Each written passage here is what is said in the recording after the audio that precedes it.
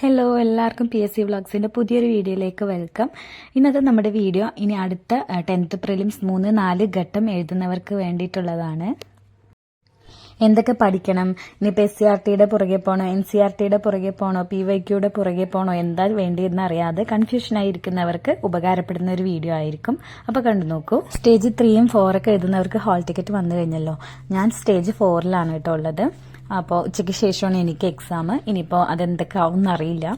എന്തായാലും നല്ലപടി നടക്കട്ടെ എന്ന് പ്രാർത്ഥിക്കുന്നു. സ്റ്റേജ് 1ലെയും അതുപോലെ തന്നെ ക്യാൻസൽ ചെയ്തിട്ടുള്ള സ്റ്റേജ് 2ലെയും ക്വസ്റ്റ്യൻസ് ടോട്ടലി ഡിഫറെന്റ് ആണ്. അതായത് 1ൽ കൂടുതൽ NCRTയും SCRT ഒക്കെ ചോദിച്ചപ്പോൾ വേറെതിൽ കൂടുതലായിട്ട് PYQ ആണ് ചോദിച്ചിട്ടുണ്ടായിരുന്നത്. അപ്പം നമ്മൾ ആകെ കൺഫ്യൂസ്ഡ് ആയിരിക്കില്ലേ? സ്റ്റേജ് 3ഉം 4 എഴുതുന്നവർ ആകെ കൺഫ്യൂസ്ഡ് ആണ്.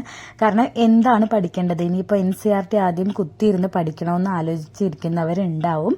അപ്പോൾ അവരോട് പറയാനുള്ള കാര്യമാണ് ഞാനിപ്പോൾ പറയാൻ പോകുന്നത്.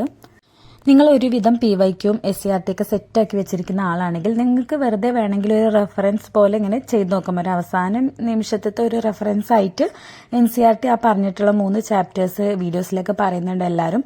അപ്പോൾ ആ ഒരു ചാപ്റ്റേഴ്സ് വേണമെങ്കിൽ റെഫർ ചെയ്ത് നോക്കാം. പക്ഷേ ഞാൻ പേഴ്സണലി പോകുന്നില്ല കേട്ടോ അതിൻ്റെ പിന്നാലെ. ഞാൻ എൻ്റെ കാര്യം പറയാം. ഞാൻ ആ ചാപ്റ്ററുകളുടെ പിന്നാലെ പോകുന്നില്ല. പക്ഷെ ഞാൻ ആ ഒരു റിലേറ്റഡ് ഫാക്ട്സ് വീഡിയോ ഉണ്ടല്ലോ, എക്സാമിൻ്റെ ക്വസ്റ്റ്യൻ വന്നത്, ആ ഒരു വീഡിയോസൊക്കെ കാണുന്നുണ്ട്. അതല്ലാതെ ചാപ്റ്ററായിട്ട് എടുത്തിരുന്ന് പഠിക്കുന്നില്ല.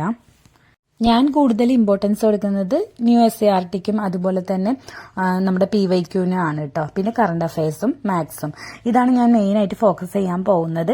ഇനിയിപ്പോൾ ഇതിൻ്റെ അവസാന നിമിഷത്തിൽ ആ ഒരു NCRTയുടെ പുറകെ പോയിട്ട് എൻ്റെ ആ ഒരു നല്ലൊരു റിവിഷനൊക്കെ ഞാൻ കളയാൻ വേണ്ടിയിട്ട് ഉദ്ദേശിക്കുന്നില്ല. പിന്നെ നിങ്ങളുടെ പേഴ്സണൽ ചോയ്സ് ആണ് കേട്ടോ അതിന് പിന്നാലെ പോയി നിങ്ങളുടെ സമയം കളയണോ വേണ്ടെന്നുള്ളത്. എൻ്റെ കാര്യം ഞാൻ പറയാം. ഞാൻ അതിന് പിന്നാലെ പോകുന്നില്ല. റിലേറ്റഡ് ഫാക്ട്സ് വീഡിയോ കാണുന്നുണ്ട്.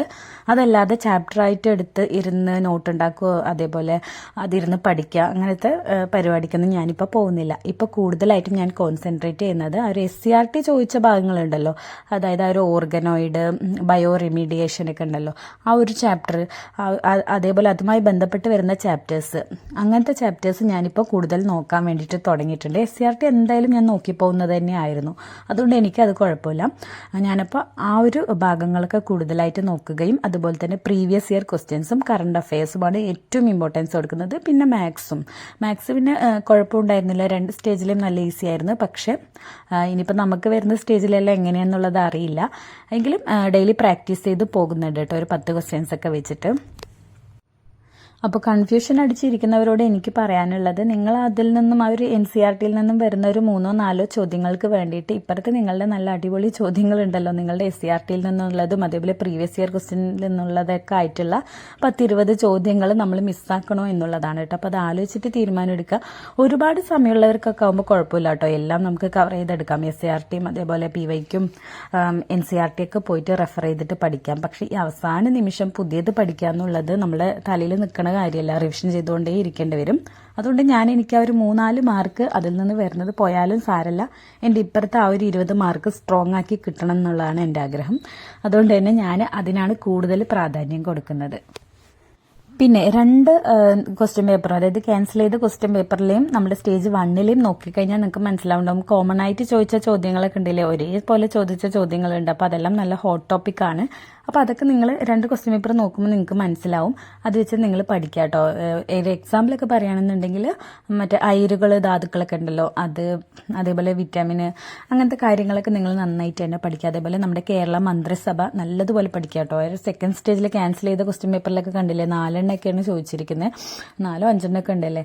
അപ്പോൾ അതാണ് ആ നല്ല ഇമ്പോർട്ടൻസ് കൊടുത്തിട്ട് ആ ഒരു ഭാഗം നിങ്ങൾ കറക്റ്റായിട്ട് പഠിച്ചു വെക്കുക കേട്ടോ. മണ്ഡലങ്ങളും അതേപോലെ തന്നെ അവരുടെ ഏതാണ് വകുപ്പുകൾ, ചിലപ്പോൾ ഒരു വകുപ്പ് മാത്രം പഠിച്ചവരുണ്ടാവും. അപ്പോൾ അങ്ങനെ ചെയ്യരുത്. പ്രധാനപ്പെട്ടിട്ടുള്ള 1, 2, 3 വകുപ്പുകളൊക്കെ ഉണ്ടാവും, അതൊക്കെ പഠിച്ചു വെക്കുക. അതേപോലെ മാത്സ് പ്രീവിയസ് ഇയർ ക്വസ്റ്റ്യൻസ് ദിവസവും വർക്കൗട്ട് ചെയ്യാട്ടെ. ഇനിയിപ്പോൾ എത്ര ദിവസമുണ്ട്? 8-9 ദിവസമേ ഉള്ളൂ. അപ്പോൾ ഈ ഒരു ദിവസങ്ങളിൽ നിങ്ങൾ കുറച്ച് കൂടുതൽ ടൈം കൊടുക്കുക. അതായത് രാവിലെ നേരത്തെ എഴുന്നേൽക്കാൻ ഇഷ്ടമുള്ളവരാണെങ്കിൽ കുറച്ച് നേരത്തെ എഴുന്നേറ്റ് പഠിക്കുക. അതല്ല രാത്രി ഇരിക്കാൻ ഇഷ്ടമുള്ളവരാണെന്നുണ്ടെങ്കിൽ രാത്രി ഇരിക്കാം. പിന്നെ ഈ അവസാന നിമിഷം ഈ പുതിയ കാര്യങ്ങൾ ഇങ്ങനെ തലക്കേറ്റിക്കൊണ്ടിരിക്കാതെ നമ്മൾ പഠിച്ച കാര്യങ്ങളെല്ലാം നല്ലതുപോലെ റിവിഷൻ ചെയ്ത് എടുക്കേണ്ട സമയമാണ് കേട്ടോ ഇത്. ഓരോ സബ്ജക്റ്റ് വൈസായിട്ട് നിങ്ങൾ PYQയും അതേപോലെ റിവിഷൻ ചെയ്യും. SCRT ചാപ്റ്റേഴ്സ് ഒക്കെ റിവിഷൻ ചെയ്ത് വെക്കുക. അങ്ങനെ നിങ്ങൾ നല്ല അടിപൊളിയായിട്ട് തന്നെ എക്സാം എഴുതുക. എല്ലാവർക്കും എൻ്റെ വിജയാശംസകൾ ഞാൻ നേരുന്നു. വീണ്ടും നമുക്ക് അടുത്ത വീഡിയോയിൽ കാണാം. ചാനൽ ഇഷ്ടമായിട്ടുണ്ടെങ്കിൽ സബ്സ്ക്രൈബ് ചെയ്യാനും അതേപോലെ തന്നെ ഷെയർ ചെയ്യാനും ഒക്കെ മറക്കരുത് കേട്ടോ.